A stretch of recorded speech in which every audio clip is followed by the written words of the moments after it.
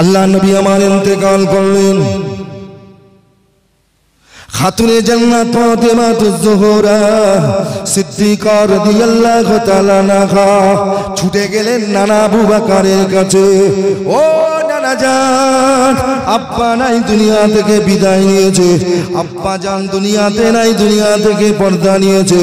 আজ আমি ফাতেমা বাপারাই তুমি হয়ে গেছি, আমার কোনো ভাই নাই। আমি আপনার কাছে এসেছি, আমার আব্বার যে মাল সামান আছে সবের মালিকানা আমি পাবো। ওর সূত্রে আমি তার প্রমাণ, আমার আব্বার যা কিছু আছে আমি ফাতেমা আমাকে দিয়ে দেন।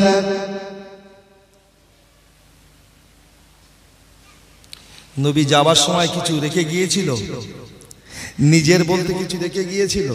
কথা বলছেন না কেন? হযরত আবু বকর সিদ্দিক রাদিয়াল্লাহু তাআলা আনহু চোখে পানি নিয়ে কেঁদে বলেছিলেন, ও নবীর কন্যা ফাতেমা, ও নবীর বেটে ফাতেমা, কি কথা শোনালে আমায়? তুমি যে কথাটা বলেছো আর বলো না, কেননা তুমি যে আমার কাছে তোমার আব্বার অর্থ সম্পদ আমার কাছে গচ্ছিত আছে মনে করে ফেরত নিতে এসেছো। আমি আবু বকর বলছে, তোমার আব্বা জান দুনিয়া থেকে চলে যাবার পরে তোমাকে দেওয়ার মতো কিছুই রেখে যান নাই।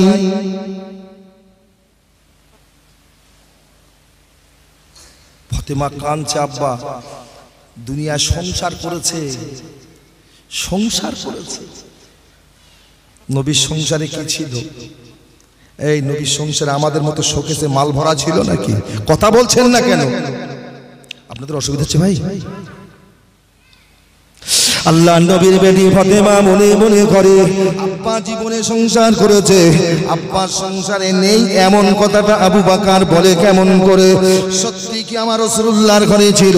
কিতাবের মধ্যে লেখা আছে, এক তারিখে আমার নবী পাকের পাক বিবি হযরতে মা খাদিজাতুল কুবরা সিদ্দিকা রাদিয়াল্লাহু তাআলা আনহা বলেন, আল্লাহর নবী আমার ইন্তেকালের সময় আমি খাদিজা আমার কাছে বসেছিল।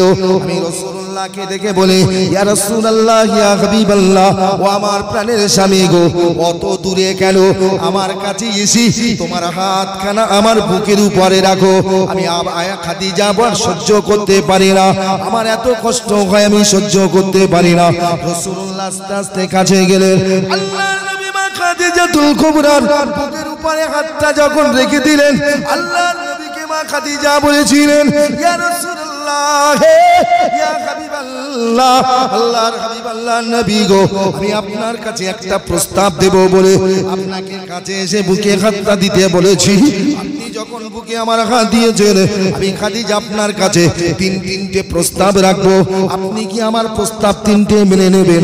আল্লাহর নবী চিন্তায় পড়ে গেলেন, খাদিজা আমার কাছে বিদায় কালে কি এমন প্রস্তাব দেবেন? আল্লাহর নবীকে খাদিজা বলেছিলেন, ইয়া রাসূলুল্লাহ, ইয়া হাবিবাল্লাহ, আমি খাদিজা আমার যে যন্ত্রণা শুরু হয়েছে এই যন্ত্রণা আমার শেষ যন্ত্রণা, আমি খাদিজা মনে হয় আর বাঁচবো না। ইয়া রাসূলুল্লাহ, হাবিবাল্লাহ, আমার এত কষ্ট হয়, আমি খাদিজা মনে মনে করে আমি আর বাঁচবো না গো, বাঁচবো না। তবে আপনার কাছে যে প্রস্তাবগুলো দেব আপনি কি আমার প্রস্তাবটা মেনে নেবেন? রাসূল বলেছিল, খাদিজা, ও খাদিজা, তুমি যদি আমার ছেড়ে চলে যাও আমি আব্দুল্লাহর বেটা কেমন করে থাকে? আমার দুঃখের সময় তুমি, কষ্টের সময় তুমি, সব সময় আমার পাশে পাশে, আমার কত কষ্ট হোক না কেন, যত আমার কাছে বিপদ আসুক না কেন, সব বিপদের সামনে তুমি দাঁড়িয়ে এমন করে সান্ত্বনা তুমি আমায় দিতে, আমি রাসূলুল্লাহ সব দুঃখের কথা ভুলে যেতাম। খাদিজা, তুমি যদি আমার থেকে বিদায় নাও আমি রাসূলুল্লাহ কাকে নিয়ে বেঁচে থাকবো? আমাকে কে আনন্দ দেবে? আম্মা জান খাদিজা বলেছিলেন, ইয়া রাসূলুল্লাহ, হাবিবাল্লাহ, যেদিন আপনার বয়স ছিল 25, আমার বয়স ছিল 40, তবে আল্লাহ বেশি কম বয়স দেখবে না। সময় হয়ে গেলে আজরাইল তার কাছে চলে আসবে। ইয়া রাসূলুল্লাহ, হাবিবাল্লাহ, আজরাইল কখন আসবে আমার কাছে জানি না। আমার মনে তো হয় আপনার আগে আমি দুনিয়া থেকে বিদায় নেব, তাই আপনাকে কাছে ডেকে আমার বুকের উপরে হাতটা দিতে বলেছি। আমি আপনার কাছে কটা প্রস্তাব দেব। ইয়া রাসূলুল্লাহ, হাবিবাল্লাহ, আপনি কি আমার প্রস্তাবটা মেনে নেবেন? আল্লাহর নবী বলেছিল, ইয়া হাবিবি, ইয়া হাবিবি খাদিজা, কি বলবে বলো, আমি রাসূলুল্লাহ মেনে নেব। আল্লাহর নবী ওই সময় এই কথা বলাতে মা খাদিজাতুল কুবরা বলেছিলেন, ইয়া বিবি খাদিজা, বলো বলো বলো বলো তোমার মনের খবর কি? আম্মা জান মা খাদিজাতুল কুবরা বলেছিল, ইয়া রাসূলুল্লাহ, ইয়া হাবিবাল্লাহ, আল্লাহর হাবিব, আল্লাহর নবী গো, দুনিয়ার জমিনে আপনার খেদমত করেছি আমি খাদিজা এমন করে, আমি দুটো চামচ ঘরে রাখিনি, দুটো গ্লাস ঘরে রাখিনি, দুটো বাসন ঘরে রাখিনি, দুটো চিরুনি ঘরে রাখিনি, দুটো আয়না ঘরে রাখিনি, দুটো বালিশ ঘরে রাখিনি, দুটো বিছানা ঘরে রাখিনি, দুটো কম্বল ঘরে রাখিনি। ইয়া রাসূলুল্লাহ, হাবিবাল্লাহ, একটাই ছিল, যেটা আপনি খেতেন আমি খাদিজাও সেটা খেতাম। একটা চামচে দুজনাই খেতাম, এক বাসনে দুজনাই খেতাম, এক বিছানায় দুজনা শয়ন করতাম, এক বালিশে চলে মাথা রেখে দিতাম। ইয়া রাসূলুল্লাহ, হাবিবাল্লাহ, আমি খাদিজা বুড়ো বয়সে আপনাকে স্বামী রূপে পেয়ে এত খুশি হয়েছিলাম, যার কারণে আমি আপনার কাছে কাছে থাকতাম। আজ আমি খাদিজা যখন বিদায় নেব, ইয়া রাসূলুল্লাহ, হাবিবাল্লাহ, বিদায়ের পরে আমার এক নম্বর প্রস্তাব, আমি ইন্তেকাল করলে আমার গোসলটা যেন দুনিয়ার কোনো নারী না দেয়। হুজুর, আপনাকে নিজে হাতে আমি খাদিজা আমার গোসলটা দিয়ে দিতে হবে। জোরে হবে না? আর জোরে হবে না? আমাদের ঘরে বিবিরা কি করে, আর আমার মা খাদিজা কি বলছেন? ফাতেমা বলছে কি, মাইকটা বড্ড ক্যানকেনে হয়ে গেছে, সেটিং ভালো হলেনি বাবু, আর নতুন জায়গা তো বেশি বলবো না, আপনাদের অসুবিধা হচ্ছে না তো? ফাতেমা বলছে আব্বা ইন্তেকাল করেছে, কি আছে দাও। আর খাদিজা কি বলছে, না থাক, কাছাকাছি করলে হবে না, যা আছে আলহামদুলিল্লাহ। 2 ঘন্টা তো বলবো ভাই, কি ঠিক কিনা বলেন? আমার পরে আমার পীরজাদা ভাইজান হুজুর আসছেন। খাদিজা বলছে দুটো চামচের প্রয়োজন ছিল, একটা স্বামী খাবে, একটা বিবি খাবে, কিন্তু হুজুর না, আমি আপনাকে বুড়ো বয়সে স্বামী রূপে পাওয়ার পরে আমি বড় খুশি হয়েছিলাম, পাশে পাশে থাকবো বলে আমি কখনো আলাদা থাকবো না মনে করে একটাই চামচ ব্যবহার করেছিলাম। সুবহানাল্লাহ বলবেন না? কি আপনাদের কষ্ট হলো নাকি সুবহানাল্লাহ বলতে? এর জোরে বলুন সুবহানাল্লাহ। মানবতা নবীর আদর্শ দেখুন, আজকে আমাদের ঘরে আদর্শ আছে। কি করে ঘরে সংসারে বরকত হবে? এ কথা বলেন না, হবে বরকত? যে বাসনে স্বামী ভাত খায় সেই বাসনে স্ত্রী ভাত খায় না, কি গো? আর নবী বিবি বলছে, আমার নবী পাকের পাক বিবি আম্মা জান মা খাদিজা বলছে, খাবার বাসন দুটোর দরকার ছিল, কিন্তু না, একটাই। যে বাসনে আপনি খেতেন আমি খাদিজাও সেই বাসনে খেতাম। রাসূলের ইন্তেকালের সময় মা আয়েশাকে ডেকে বলছেন, আয়েশা, একটা মেসাক করতে হবে, একটা দাপন দাও। ভাই, মরণের সময় কতটা মানুষের কষ্ট হয়, ঠান্ডার বল থাকে বলে মনে হয়। আম্মা জান মা আয়েশাতুল হুমায়রা করলেন কি জানেন? একটা মেসাক এনে পাথরের উপরে রেখে আর একটা পাথর দিয়ে থেতো করছে। রাসূল বলছে, আয়েশা, আমি যে, তুমি জানো না, আমি যে গ্লাসে পানি খেতাম, যে জায়গায় মুখ লাগিয়ে মুখটা বাঁধিয়ে পানি খেতাম, তুমিও না সেই জায়গায় মুখ বাঁধিয়ে পানি খেতে? তুমি লক্ষ্য করে দেখতে, আমি গ্লাসে দিয়ে পানিটা নিয়ে যখন খেতাম কোন জায়গাটায় মুখ লাগিয়েছি তুমি দেখতে, তুমিও যখন খেতে সেই জায়গাটায় মুখ লাগিয়ে। আর আজকে আমি মেসাক চেয়েছি আর তুমি পাথর দিয়ে, কারণ তোমার গালে দাঁত নাই, তোমার দাঁত দিয়ে চিবিয়ে দিতে পারো না। আয়েশা, তোমার মুখে দাঁত আছে, দাঁত দিয়ে চিবিয়ে দাও, আমি রাসূলুল্লাহ ওই মেসাক দিয়ে মেসাক করব। আজ আমাদের ঘরে আছে ভাই, এই কথা বলেন না। নামাজ পড়ে বাড়ি এসে চাচা ছেলেরে দেখতেছে, এই তোমার ভাত দিতে বল, তার মানে চাচার সঙ্গে চাচির সঙ্গে 3 মাস কথা হয় না। রাগ করলেন নাকি? এই রাগ করলেন? ভুল বললাম নাকি? কথা ভুল বললাম নাকি?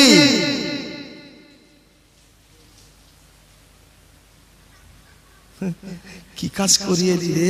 আল্লাহ বলেছে খলাকালাকুম মিন আনফুসিকুম আজওয়াজান লিতাসকুনু ইলাইহা হুন্না লিবাসুন লাকুম ওয়া আনতুম লিবাসুন লাহুন্না। নারীর গায়ের পোশাক স্বামী, স্বামীর গায়ের পোশাক স্ত্রী। ওয়াশিরুহুন্না লিল মারুফ, একে অপরের কর্তব্য আছে। রাসূল একটা হাদিস বলেছেন আইয়ুমা ইমরাতু মাতাত জাওজাহু আনহা রাদিন দাখালাতিল জান্নাহ। স্বামীকে সন্তুষ্ট করার পরে সতী নারীর মৃত্যু হইলে জান্নাতের পথে তার কোনো বাধা থাকে না। জোরে বলুন সুবহানাল্লাহ, চিল্লে বলুন সুবহানাল্লাহ। চাচির বাপ বুলেট গাড়ি দেশে বলে চাচি আর চাচার বাপ তোয়াক্কা করে না।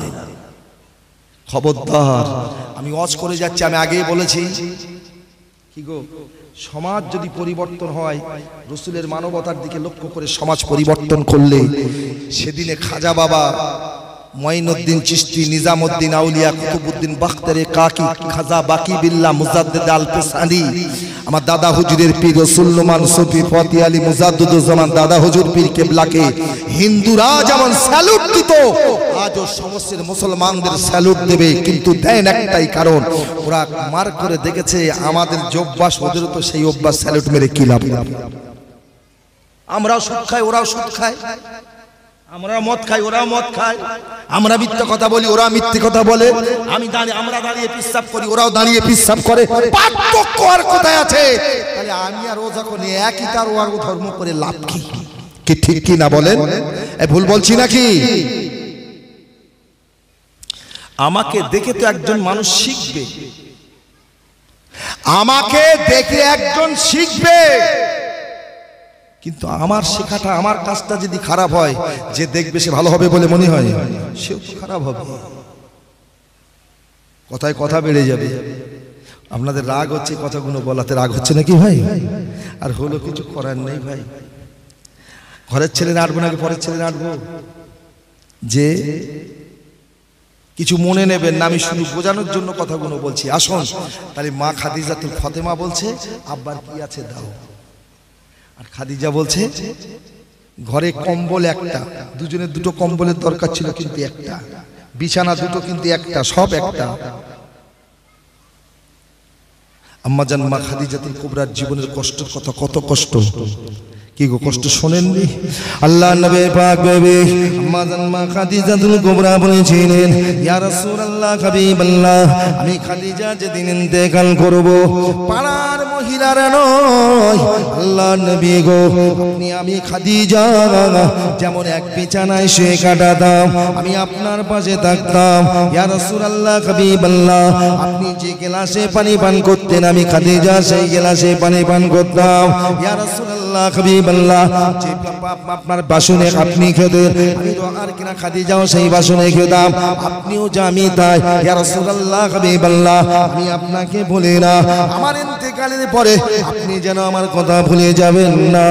ইয়া রাসূলুল্লাহ হাবিবাল্লাহ, আমার ইন্তেকালের পরে আপনি আমি আপনাকে যেমন আমি আপন করে রেখেছিলাম, আপনিও আমাকে আপন করে রেখে ঘরের ভিতরে আপনি নিজে খাতে, আমি খাদিজা আমাকে গোসল দিয়ে দেবে। আল্লাহ নবী বলে, বিবি খাদিজা, কারণটা কি আমি নবী তোমায় গোসল দেব? আল্লাহ নবী বলেছিলেন, ইয়া রাসূলুল্লাহ, আমার মা খাদিজা বলেছিল, ইয়া রাসূলুল্লাহ হাবিবাল্লাহ, আপনি এই জন্য আমি আপনাকে আমার গোসলটা আপনার হাত দিয়ে দিতে বলেছে। আল্লাহ নবী গো, যখন আপনি আপনার হাত দিয়ে আমি খাদিজাতুল কুবরা আমার মরা দেহটাকে গোসল দিয়ে দেবেন, ইয়া রাসূলুল্লাহ হাবিবাল্লাহ, আপনার হাতের ছোঁয়াটা আমি খাদিজা আমার সর্বশরীরে লেগে থাকবে। যখন কবরে আমাকে রেখে আসা হবে, মুনকার নকির আমাকে যখন জীবিত করবে, যদি আমি কোনো বিপদে পড়ে যাই, সঙ্গে সঙ্গে আমি স্যালুট মেরে বলবো, কার শরীরের উপরে কবর তুমি আঘাত করতে আসছো? এই দেহটার উপরে মদিনার কামলিওয়ালার ছবি লেগে আছে। জোরে বলা যাবে, আরো জোরে বলা যাবে। অসুবিধা হচ্ছে আপনাদের? নবী যে শরীরের উপরে হাত লাগাবে, সে দেহটা জাহান্নামের আগুনে স্পর্শ করতে পারবে। কথা বলেন না, কত আশা। আল্লাহ নবী বলে, বিবি খাদিজা, তোমার এই প্রস্তাবটা আমি মেনে নিলাম। আবার রাসূলুল্লাহ বলেছিল, খাদিজাতুল কুবরা বলেছিল, ইয়া রাসূলুল্লাহ হাবিবাল্লাহ, এক নাম্বার প্রস্তাব নিয়ে মেনে নিয়েছেন। 2 নাম্বার প্রস্তাবটা ইয়া রাসূলুল্লাহ ইয়া হাবিবাল্লাহ, আমি খাদিজা আমার ইন্তেকালের পরে আপনি গোসল দিয়ে কাফন পরাবেন, দুনিয়ার কোনো কাপড় দিয়ে আমাকে কাফন দেবেন না। আমি খাদিজা মনে করে আপনার গায়ের একটা জামা দিয়ে আমার কাফন পরাবেন। আল্লাহর নবী বলেছিল, ও বিবি খাদিজা, আমার ছেঁড়া ফাটা পুরাতন জামা তোমার কাফন দিয়ে কি হবে? ইয়া রাসূলুল্লাহ ইয়া হাবিবাল্লাহ, আমার কবরের বড় ভয় হয়, কবরের আযাব যদি আমার দিকে দিয়ে আসে, আযাব কি আপনার জামাটাকে সাক্ষ্য রেখে বলবো? কার দিকে এগিয়ে আসিস রে, যার শরীরে মদিনার কামলিওয়ালার গায়ে জামা লাগানো আছে, এতে কি আছে? অসুবিধা হচ্ছে আপনাদের? আমি বোঝাতে চাচ্ছি আমাদের শরীরে কি লাগানোর প্রয়োজন আছে। আল্লাহর নবী রাজি হয়ে গেলেন গোসল। আর হাদিস শরীফে এসেছে রাসূল ইন্তেকালের পরে, খাদিজা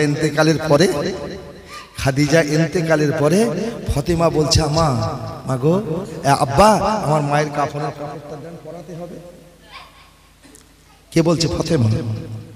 আল্লাহর নবী এই সময় খাদিজা হযরত ফাতেমা জোহরার কথা শোনার সঙ্গে সঙ্গে ঘরের ভিতরে প্রবেশ করলেন। আল্লাহর নবী আমার রাসূল পাকের পাক বিবি আম্মা জান্নাত খাদিজাতুল কুবরার কাপড়ের কাপড়টা বার করে এনেছে। ফাতেমাকে লক্ষ্য করে বলেছিল, ও বেটি ফাতেমা, এটা তোমার মায়ের কাপড়ের কাপড়। সঙ্গে সঙ্গে ফাতেমা কেঁদে ফেলেছিল, আব্বা জান, আমার মা শুনেছি আপনাকে বিয়ে করার আগে সোনার চামচে করে নাস্তা করতেন, আরামের তাকিয়ায় মা আরাম করতেন, আমার মায়ের কোনো কষ্ট ছিল না। কিন্তু আপনাকে স্বামী রূপে গ্রহণ করার পরে, সমস্ত অর্থগুলো আপনাকে দান করার পরে, ইয়া রাসূলুল্লাহ হাবিবাল্লাহ, আমার মা জীবনে কোনোদিন নতুন কাপড় পাইনি, নতুন জুতো পাইনি, মা দুবেলা পেট ভরে খেতে পাইনি। ইয়া রাসূলুল্লাহ হাবিবাল্লাহ, আমি জানতাম আমার মায়ের বিদায় কালে আব্বা জান আমার মায়ের জন্য একটা দামি কাপড়ের কাপড় দেবে, কিন্তু ইয়া রাসূলুল্লাহ হাবিবাল্লাহ, আপনি এমন একটা জামা আমার হাতে দিলেন, অগণিত সেলাই, অগণিত তালি। ইয়া রাসূলুল্লাহ হাবিবাল্লাহ, আপনার প্রাণের বিবি খাদিজার জন্য কি আপনার মায়া হয় না? একটা দামি কাপড়ের কাপড় আপনি দিতে পারেন না? আল্লাহর নবী বলেছিল, বেটি ফাতেমা রে, তুই জানিস না তোর মা জীবদ্দশায় এই কাপড়ের কাপড়টা পছন্দ করে গিয়েছে। জোরে বলো। ফাতেমা, আমি চেঞ্জ করতে পারতাম, কিন্তু করবো কি করে? তোর মা তো পছন্দ করে গেছে, এটা ওসিয়ত। তোর মা বলে গেছে তোমার গায়ের একটা জামা দিয়ে আমার কাফন দেবে। আল্লাহ নবীকে ফাতেমা প্রশ্ন করেছিলেন, ইয়া রাসূলুল্লাহ ইয়া হাবিবাল্লাহ হুজুর, আমি ফাতেমা আপনার কাছে একটা সওয়াল করে, আমার মা এই ছেঁড়া জামাটা, তালি দেওয়া জামাটা কেন পছন্দ করে গেলেন? এর ভিতরে কি এমন আছে? আল্লাহ নবী বলেছিল, ও বেটি ফাতেমা, তুমি জানো না এই জামাটা তোমার মাকে বিয়ে করার পরে ঘরে রেখে আমি রাসূলুল্লাহ জামাটা একটানা 15 বছর গায়ে রেখেছিলাম। যে জায়গাটায় পরে বসেছিলাম সেই জায়গাটার নাম হলো গারে হেরা। আপনাদের অসুবিধা হচ্ছে? সুবহানাল্লাহ জোরে বলেন না সুবহানাল্লাহ। আগেই বলেছি যদি বারবার ক্রিং ক্রিং দিতে হয়। ভাই দোকানে বেচা কেনা হয় তো হয় না? আচ্ছা সব লগতে হয়, কথা বলছেন না কেন? ধারে হয় না? ধারে হয়, কিন্তু দোকানদার যখন লগতে দেয় তখন আনন্দ হয়, যখন ধার যায় যদিও পরিচিত লোক দেবে বলে মনে হয়, আমার মনে মনে হয় যদি মেলা হয়ে যায় নাও দিতে পারে, কিন্তু রয়ে যায়। বোঝানোর জন্য বলছি ভাই, আজকে জলসা যখন হবে আপনারা সব খরিদ্দার, আমি হলাম দোকানদার, মাল দেবো, লগতেও দেবো, ধারেও দেবো। তবে ধারের মালটা কতটা আদায় হবে জানি না। আমার কথা বুঝতে পারেননি? বাবা হালাল মাল খেয়েও এটা পরের কথা। এই যারা নামাজ পড়ো না, 5 ওয়াক্ত নামাজ পড়ো, এটা পরের কথা, ধার ধার ধার। আর সুবহানাল্লাহ, আলহামদুলিল্লাহ, কলেমা শরীফ, দরুদ শরীফ এখানে যা আদায় হবে সব লগতে না ধার। কথা বলেন না, এই জন্য লগত কাটতে একটু ভালো করে করা ভালো, ঠিক কিনা বলেন? এই কথা বলেন, বিশ্বাস হয় না? বিশ্বাস হয় না? তুমি যে জীবনে এই যে দরুদ শরীফটা পড়ছো, এই দরিদের গুণ আছে না নাই? একটুখানি শুনবেন ভাই, আমি একটু এদিক ওদিক যাচ্ছি, অসুবিধা হবে না তো আপনাদের? যদি অসুবিধা হয় তাহলে বলি ভাই, আমার এই ভারতবর্ষের একটা গর্ব, আমি আপনাদেরকে গর্ব করে বলছি, আমাদের গর্ব আছে না নাই? জোরে বলুন, ভারতের মুসলমানদের গর্ব আছে না নাই? যারা এদেশে আমাদের স্থান নাই বলছে, তারা এদেশে একটু গর্ব করে দেখাক না ওরা কি করেছে। আর আমরা বলতে পারবো না? এই কথা বলেন না, বলতে পারবো না? আপনারা যারা আজমির শরীফে যান, দেখে এসেছেন ভাই, ঘুলঘুলাইয়া একটা জায়গা, ঘুলঘুলাইয়া ঘুরেছেন না ঘুরেননি? কে করেছে বাপ? যে তাজমহল দর্শন করতে ইন্ডিয়াদের ফ্যাসিলিটি 50 টাকা 60 টাকা, বিদেশিদের আমি লিস্ট দেখেছি 4000 5000 টাকা পর্যন্ত। ওর বাপ করেছে নাকি? দিল্লির লাল কেল্লা, যার ভিতরে সম্রাট আওরঙ্গজেবের হাতের লেখা কোরআন, তৈরি করা হাতে করে সেলাই করা টুপি, 50 বছর দিল্লির গদিতে বসে রাজত্ব করেছিলেন। সম্রাট আওরঙ্গজেব রাজকোষ থেকে একটা পয়সা নিয়ে খরচ করে খায়নি।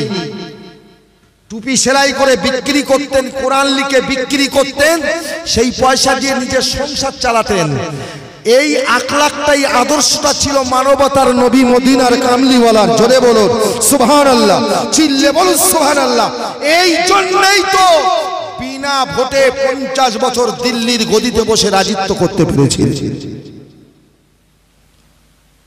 কালই চলে যাবেন, গল্প করিনি, ডক্টর সিদ্ধার্থ শঙ্কর রায়ের আমলে, কংগ্রেস পিরিয়ডে এই দেশের মুখ্যমন্ত্রী ছিল না, সব বিধানচন্দ্র সিদ্ধার্থ শঙ্কর রায়। ভাই, বাংলাদেশের চট্টগ্রামে বাড়ি ভদ্রলোকের, আমাদের বর্তমানে আমাদের কাছাকাছি খোলাপোতা বলে একটা নাম, জায়গার নাম শুনেছেন তো? খোলাপোতার মাটি আলো করে শুয়ে আছেন বজলুর রহমান দরগাপুরি রহমাতুল্লাহ আলাইহি, যিনি এক সময়, ওই সময় দেগঙ্গা বিধানসভা থেকে কংগ্রেসে দাঁড়িয়েছিলেন। খুব মন দিয়ে বলবো, আমি আপনাদের কিন্তু ভোটের ব্যাপারে বলছি না, শুধু বোঝানোর জন্য বলছি। এই ওদের ভোট দেবে চোর, গুন্ডা, বদমায়েশ, তেরেলখোর, মদখোর, চুল্লুখোর। মুসলমানদের ভোট কে দেবে? যেদিন মক্কার জমিনে নবী আল্লাহর কাছে সাফা পাহাড়ে দাঁড়িয়ে বলেছিল, আল্লাহ, আমি তো এই পর্যন্ত মানুষের কাছে তোমার জন্য ভোট চাইলাম, কেউ তোমাকে ভোট দিল না। তার মানে তোমাকে কেউ আল্লাহ বলে মানে না, আমাকে নবী বলে মানে না। তার মানে ভোট হয়নি। এবার নবীকে কে ভোট দিচ্ছেন দেখবেন, শুনবেন? কারা শুনবেন একটু হাত তুলে তো দেখি, জোরে নারা দেন, নারাই তাকবীর। না, ওটা থাক, আল্লাহ কেরা ভোট দিছো বলার দরকার নেই, বলবো? আল্লাহ নবী চোখ পড়া পানি নিয়ে করে, আল্লাহ পাক কুফারে কুরাইশদেরকে এত বোঝান বুঝিয়েছে, আল্লাহকে আল্লাহ বলে স্বীকার করো, আমি নবী মুহাম্মদ সাল্লাল্লাহু আলাইহি ওয়াসাল্লাম আমাকে নবী বলে মানো। কেউ আমাকে নবী বলে মানে না, আল্লাহ তোমাকে কেউ আল্লাহ বলে স্বীকার করে না। ওই সময় আমার আল্লাহ বলে রাখবে, দায়িত্ব দিয়েছি তোমার দ্বীন প্রচার করার জন্য, আপনার দায়িত্বটা আপনি পালন করুন, আপনার কাজটা আপনি করুন, মানুষকে বলার দরকার আপনি বলুন। আপনার কথা শুনে কি আমাকে আল্লাহ বলে না মানলো আর না মানলো, আপনাকে কে নবী বলে মানলো আর না মানলো, দেখার দরকার নাই। তবে হাবিব, আপনি একটা কথা শুনে নিন, আপনার প্রচারের পরে কেউ যদি তোমাকে নবী বলে না মানে, আমি আল্লাহ তোমাকে নবী বলে মেনে নিলাম। জোরে বলা যাবে, আরো জোরে বলা যাবে, ভারতের জালেমরা যদি আমাদেরকে নাও মানে, আল্লাহ যদি আমাদের মেনে নেয়, আমাদের আর কারোর দরকার হবে বলে মনে হয়? কিন্তু আমি কার? আল্লাহর। জাল ছেঁড়া পোলো ভাঙা, সবে বরাতের আর কদরের রাত্রে ভিড় জমায় মসজিদে, সারা বছর আর মসজিদে দেখা যায় না।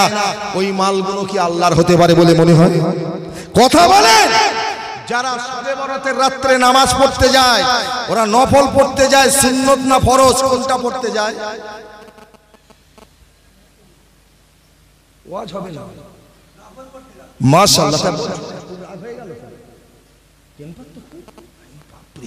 প্লেয়ারে হেলান। আচ্ছা ভাই, আমার কথা রাগ হচ্ছে নাকি?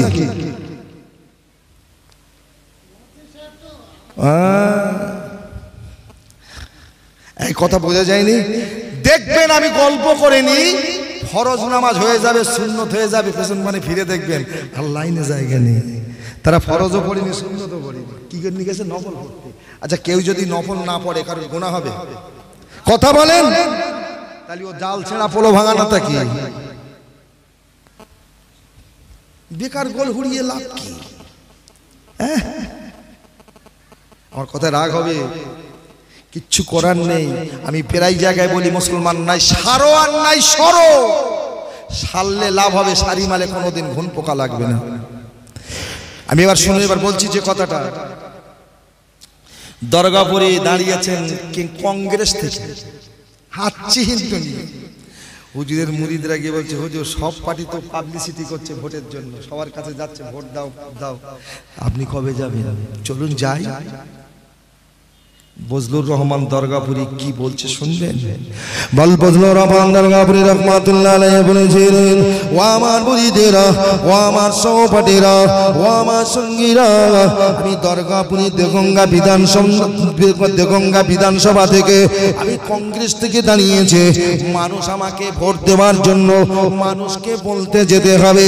তবে শুনে নাও, দরগাপুরি কারোর কাছে ভোট চাইতে যাবে না। যাদের কাছে ভোট চাইতে যেতে হবে তারা বিড়িখোর, গেঁজাখোর, মিথ্যুক, বেনামাজি, বেরোজগার। দরগাপুরি দাঁড়িয়েছে ওই বেরোজগারের কাছে, বেনামাজির কাছে, সুদখোরের কাছে, তেড়েলখোরের কাছে, বিড়িখোরের কাছে দরগাপুরি ভোট চাইতে যাবে না। তবে একটা কথা শুনে নাও, আমি দরগাপুরি দাঁড়িয়েছে, জনগণ যদি আমার ভোট না দেয়, স্বয়ং আল্লাহর ফেরেশতারা আমার ভোট দেবে। একটু জোরে বলা যাবে? আরো জোরে বলা যাবে? না ফেরেশতারা ভোট দিতে পারে না, পারে না। কথা বলেন। বদরের যুদ্ধে নবীর সংখ্যা ছিল 313 জন, কাফের সংখ্যা ছিল অজস্র। তারপরেও যুদ্ধে যখন জয়ী হয়ে ফিরছেন, সাহাবারা বলছে 313 জন ভোটার ছিলাম না, আরো অগণিত ভোটার আমরা ছিলাম, তাদের দেখতে পাই না। তারা হলো আল্লাহর রহমতের ফেরেশতা। চিল্লে বলুন সুবহানাল্লাহ, চিল্লে বলুন সুবহানাল্লাহ। সুবিধা হচ্ছে আপনাদের? ভালো হ, ভালো হ, লাভ হবে।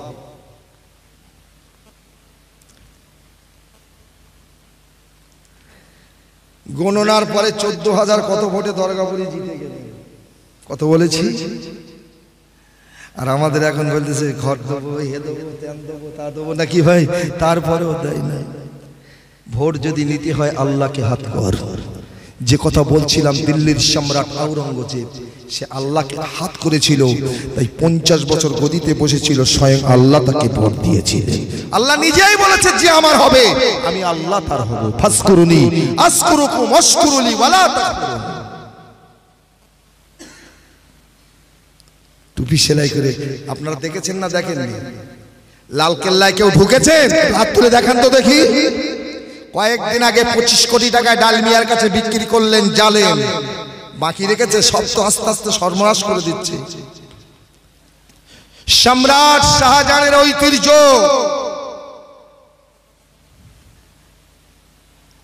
ভাই এইরকম লম্বা, এইরকম মোটা সম্রাট আওরঙ্গজেবের লেখা।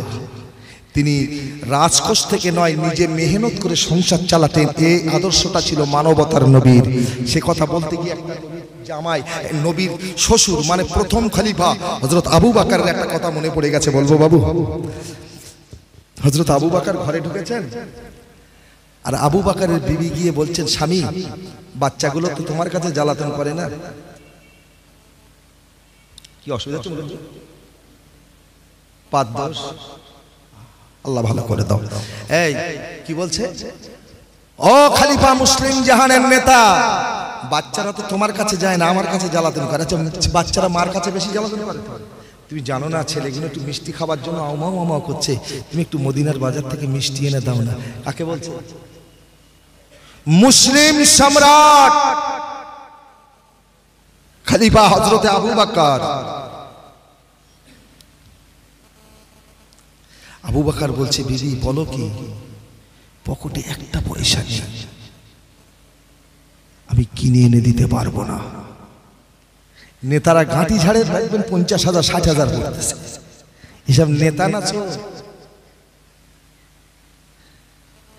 নেতা যদি সঠিক থাকতো দেশে অশান্তি আসতো না, দেশের অবনতি হতো না। মানবতার নবীর আদর্শ দেখুন, সেই আদর্শ মেনেছেন আবু বকর। বলছে, বিবি পকেটে পয়সা নাই, বাড়ি যাওয়া যাবেন তো?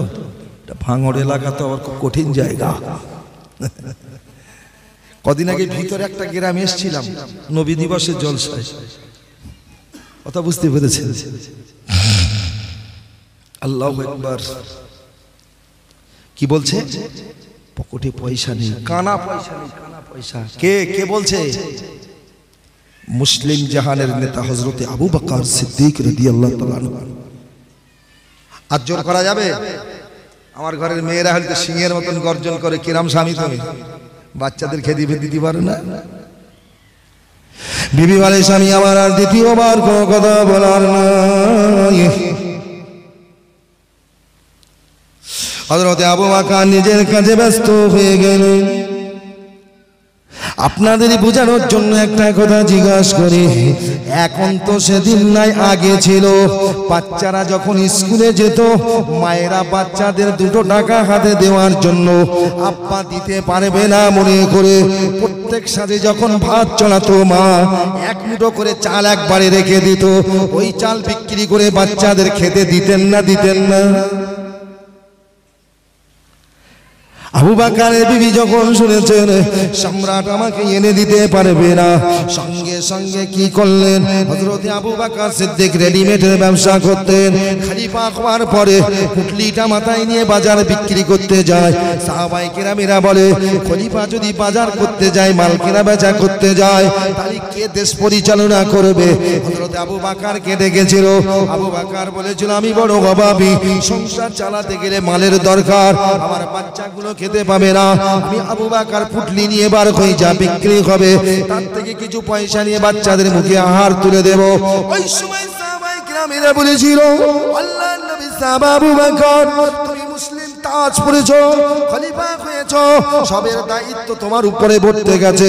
গ্রামে গ্রামে ঘুরলে আমাদের খবরটা কে নেবে? তোমরা আমার একটা কাজ করতে পারি, আপনার সাজে সাজে সংসারে যে খরচাটা হবে বাইতুল মাল থেকে আপনাকে দিতে পারি। বলুন আপনার সংসারে কতটা লাগবে? আবু বকর কোনো কথা বলে না। সাহাবারা চাপ দিতে আবু বকর বলেছিল, 1 মুঠো করে আটা দিলে, এক সের করে আটা দিলে আমার সংসার চলে যাবে। প্রত্যেক সাজে 1 সের করে আটা আবু বকরের বাড়ি পাঠিয়ে দেওয়া হয় বাইতুল মাল থেকে। আর বিবি যখন শুনেছে খানা পয়সা নাই, মিষ্টি কিনে দিতে পারবে না, হযরতে আবু বকরের বিবি সেদিন থেকে সাজে সাজে ওই 1 সের আটা দেখি 1 মুঠো করে তুলতে তুলতে বেশ কিছু আটা যখন হয়েছে, 1 তারিখে আবু বকরের বিবি বলেছিল, ও স্বামী আমার, সেদিন বাচ্চাদের একটু মিষ্টি কিনে এনে খাওয়াতে বলেছিলাম, তোমার পয়সা নাই বলে আমি তোমার চাপ দেইনি, তবে আজকে আপনাকে বলছি এই আটাগুলো মদিনার বাজারে বিক্রি করে আমার বাচ্চাদের জন্য একটু মিষ্টি এনে দাও। আবু বকর প্রথমে জিজ্ঞাসা করেছিল, বিবি এই আটাগুলো কোথায় পেয়েছো? বিবি সত্যটাই বলল, 1 সের করে বাইতুল মাল থেকে যে আটা আসে বাচ্চাদের খাওয়ার জন্য, মিষ্টি খাওয়ানোর জন্য 1 মুঠো করে তুলে এই আটাগুলো বাড়তি হয়েছে, তোমার কাছে বিক্রি করতে দিয়েছে। আবু বকর কোনো কথা না শুনে চলে গেল বাজারে। না না না না, বাইতুল মালের দরওয়ানের কাছে গিয়ে বলেছিল, ও ভাই দরওয়ান, আমি সেদিন ভুল বুঝে 1 সের আটা আমার সংসারের জন্য চেয়েছিলাম, কিন্তু না, আমার সাজে 1 সের আটা লাগে না, 1 মুষ্টি করে কম লাগে। আজ থেকে যখন আটা দিবি 1 মুঠো করে তুলে নেবে, এক্সট্রা হওয়ার কারণে আমি বাইতুল মালের দরওয়ানকে বলছি মালটা ফেরত নিয়ে যান। আমি আবু বকর সাজে যখন আটা পাঠিয়ে দেবেন 1 মুষ্টি কম দেবেন, বেশি দেবেন না। এর নাম নেতা। এই কথা বোঝেন? সমাজে সে সনাতন ঘরে হোক আর মুসলিম ঘরে হোক, এইরকম নেতা যদি দেশে থাকতো, আল্লাহর কসম দিয়ে বলছি সমাজে এই হারে আগুন লাগতো না। অসুবিধা হচ্ছে নাকি আপনাদের?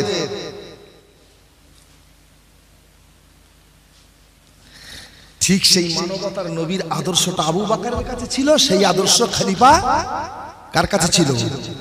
সম্রাট আওরঙ্গজেবের কাছে। শুনেছেন তো ভাই? কথায় কথা বেড়ে যাবে। এবার আদর্শের কথাটা বলছিলাম, বলতে বলতে অনেক দূর চলে এসেছি, কিন্তু এবার আপনারা বলুন, সেই ফতেমার কথা বলছিলাম, মনে আছে তো? আমার আব্বা যদি কিছু রেখে দেয় ফেরত দাও। আরে আব্বা মরে গেলে ছেলেরাই তো, আর ছেলে না থাকলে মেয়েরা পায় কি গো, মালিকানা পায় তো নাকি? ওয়ারের সূত্রে আব্বা যা আছে দাও। আবু বকর বলছে কিছু রেখে যাই না। আর সেইটা বলতে গিয়ে আমি বলছিলাম খাদিজাতুল কুবরার ঘটনা, চালান বলে দিচ্ছে। এই কথা বলতে আমি বলছিলাম, ফাতেমা বলছে আব্বা মনে আছে এই যে ছেঁড়া জামাটা, তালি দেওয়া জামাটা, পুরাতন জামাটা আমার মা পছন্দ করেছে কেন? এখন আপনারা বলুন, আমি একটা রঙিন এনেছি বাজার থেকে 500 টাকা দাম, তাতে কিছু 2-1 টাকা হলে সুদের পয়সা আছে। এই কথা বোঝেন না? আমি বাড়িতে একটা ছেঁড়া রঙিন আছে, মানে এখনো পরা যায়, সেই রঙিনটা কিন্তু একদম সম্পূর্ণ হালাল পয়সা। এখন বলুন ছেঁড়ার দাম বেশি ওই রঙিনটার দাম বেশি? ছেঁড়ার দাম বেশি। এইটা বুঝলেই তো মুসলমান পাগল সেরে যায়। কি ভুল বলছি নাকি? এরা এত অভাবী হয়ে গেছে, রাগ করবেন না, দিতে দিতে দিতে দিতে আর কিচ্ছু নেই। এবার ঘরের বউগুলো দেওয়া শুরু করেছে। কি কথা বোঝা গেল না? আর কোথায় যাব? কোন নাপ্তির কাছে গিয়ে চুল কাটবো? সব নাপ্তি তো এক। আল্লাহু আকবার। রাগ করুনি বাপ।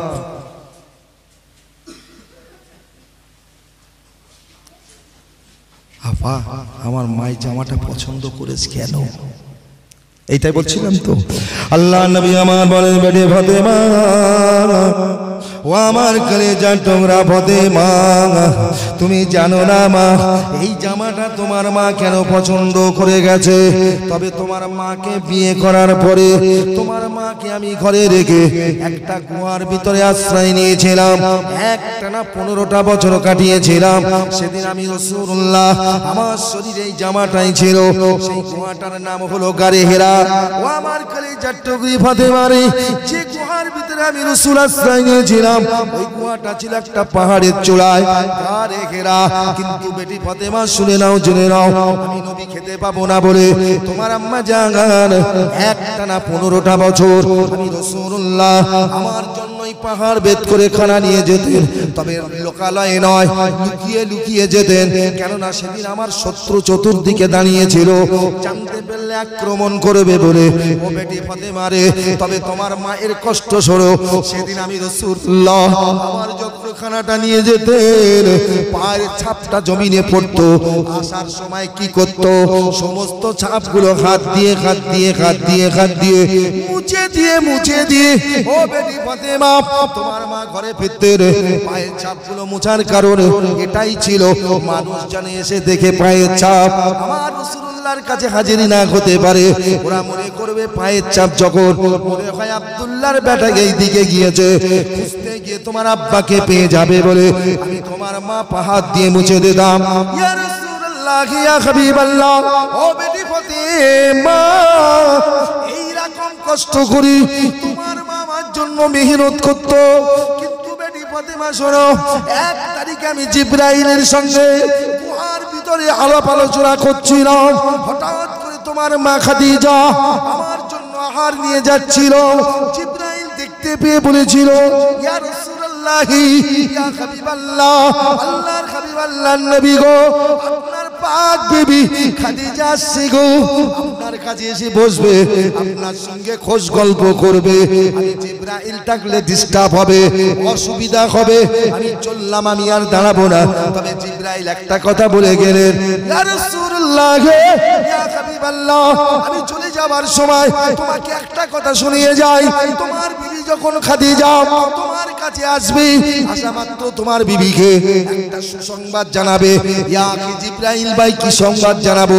ওই সময় জিবরাইল বলেছিল, ইয়া রাসূলুল্লাহ, ইয়া হাবিবাল্লাহ, হুজুর, আল্লাহর হাবিব, আল্লাহর নবী গো, আপনার পাক বিবি খাদিজা এলে এইটাই বলবে, আল্লাহ খাদিজা তোমাকে সালাম জানিয়েছে। দুনিয়ার জমিনে এরকম বার্তা কারোর জন্য এসেছিল? আল্লাহ তোমার বিবি খাদিজাকে সালাম দিয়েছে। জিবরাইল কথা বলে চলে গেলেন। ও বেটি ফাতেমা, তোমার মা যখন আমার কাছে পৌঁছেছিল, তোমার মাকে আমি বলেছিলাম আল্লাহ তোমাকে সালাম দিয়েছে। জিবরাইল কবরটা দিয়ে গেছে। শোনা মাত্র তোমার মা আমাকে বলেছিল, ইয়া রাসূলুল্লাহ, ইয়া হাবিবাল্লাহ, আই আল্লাহ যে সালাম দিয়েছে আমায়, ওই সালামের জবাবটা কেমন করে দিতে হয় আমি খাদিজা আমার জানা নাই। অতএব আপনি আমার হয়ে আমার আল্লাহ পাকের সালামের জবাবটা দিয়ে দিন। একটু জোরে বলা যাবে সুবহানাল্লাহ। ও বেটি ফাতেমা, আমি যে জামাটা তোমার হাতে দিয়েছি, এই জামায় আমি রাসূলুল্লাহ আমি পরিধান করেছি। আমার গায়ের ছোঁয়া ফেরেশতা জিবরাইল গায়ে সুরের মধ্যে, হীরার মধ্যে আমার কাছে কোরআন নিয়ে এসেছিল। আমাকে বলেছিল পড়ো ইকরা, আমি পড়তে পারিনি, ইকরা পড়তে পারিনি। জিবরাইল ভয় করেছিলাম বলে আমাকে বুকের ভিতরে জড়িয়ে নিয়ে ও বেটি ফাতেমা আমাকে বলেছিল, হাবিব আপনি পড়ুন। ও বেটি ফাতেমা, জিবরাইল আমাকে জড়িয়ে ধরেছিল।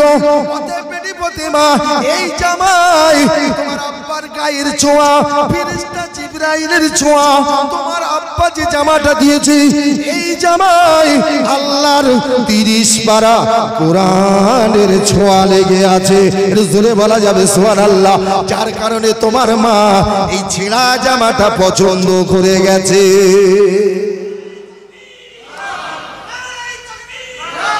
জোরে হবে না নারে তাকবীর? এই দুনিয়াতে যাওয়ার সময় পছন্দ করে যাবেন। ছেলেরে বলে যাচ্ছে, খোকা তোর জন্য অনেক কিছু করেছি, আমার জন্য একটু কিছু করে দিস। ছলা ছেলে লটারির টিকিট কেটে 1 কোটি পেয়েছে বলে বাপের খানাটা এইবার করে দিতে হবে। কি গো রাগ করলেন?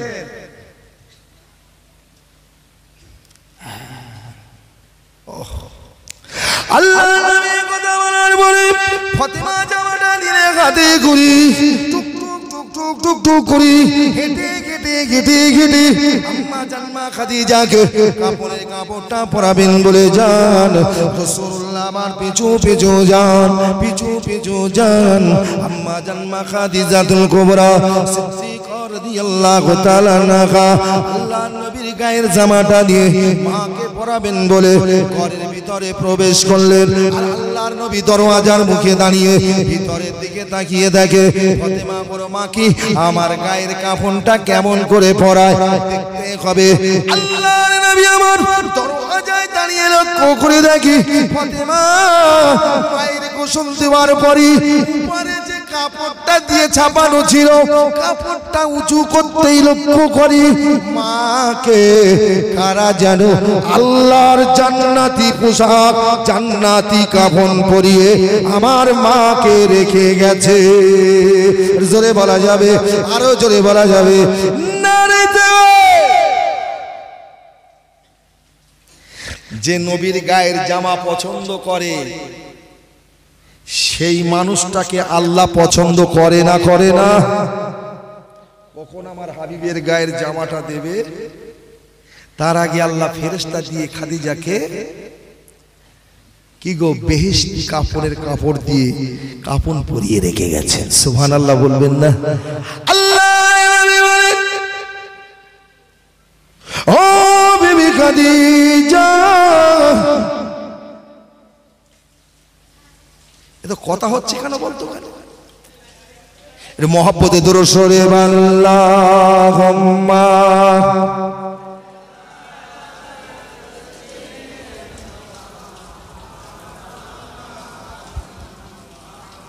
ওয়ালা আলিহি।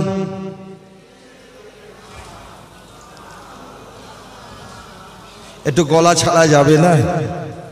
গলা ছাড়া যাবে না? একটা কবিতা শুনবেন? একটা কবির কবিতা বলবো, কি সুন্দর করে বলছে, বোঝানোর জন্য বলছি। কবি কি বলছে?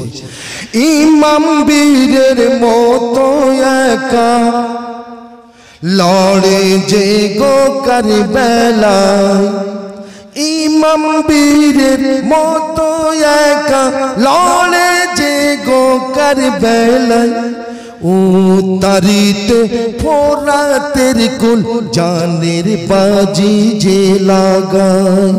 ইমাম বীরের মতো একা লড়ে যে গো কারবালায়, উতারিতে ফোরাতের কুল জানের বাজি যে লাগায়। কাঁপে থর থর কাঁপে থর থর এ জিদ সীমার মুখে তাগার গই বানি, ধন্য হোসেন ফাতেমার লাল, ধন্য নবীর নিশানে। আল্লাহুম্মা জোরে জোরে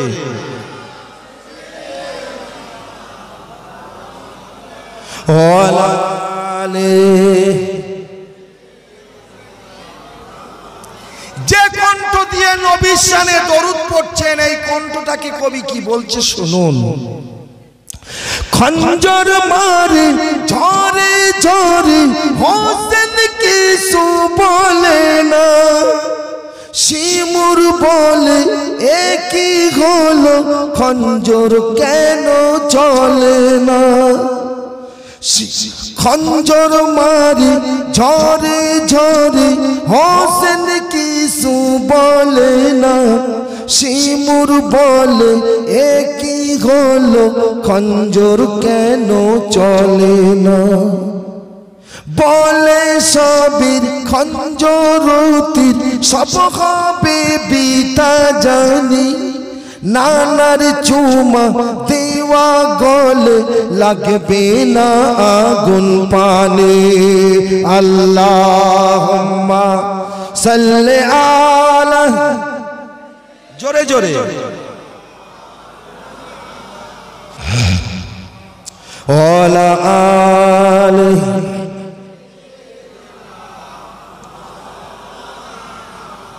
ভাই আমি কথাটা কেন বললাম জানেন? সীমার যখন হোসাইনের গলায় ছুরি চালিয়েছিল, ছুরি গলা কেটেছিল, সীমার বলছো গলায় নবীর চুমো আছে, কাটবে না। আচ্ছা আমাদের গলায় কি আছে? নবীর চুমো আছে না নাই? যে কণ্ঠে দরুদ পড়া হয় নবীর শানে, সে গলায় নবীর চুমা আছে বলে মনে হয় না? হয় না? জোরে বলুন। তাহলে সেই দরুদ কেন আসতে হবে? কি গো কথা বোঝা গেল না?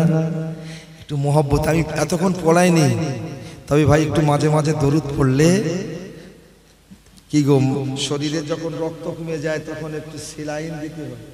তো আপনাদের যখন শরীরের ভিতরে একটু মানে তন্দ্রা এসে গেছে, দরুদের সেলাইন দিলাম, এতে ভাই একটু জাজবা বেড়েছে না বাড়েনি?